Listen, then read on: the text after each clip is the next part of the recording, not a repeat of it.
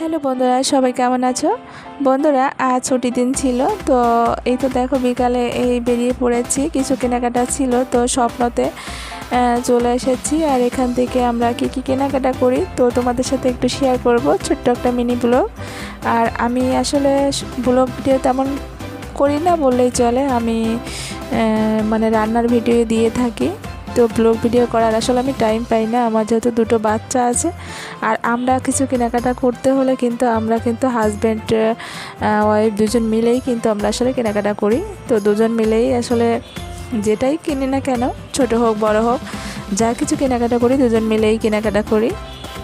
তো আমি জানি না তোমরাও আমাদের মতো এরকম করো কি না। তো ও আসলে কিছু কেনাকাটা করতে হলে আমাকে ছাড়া কিছুই কেনাকাটা করে না, দুজন মিলেই আমরা কেনাকাটা করি।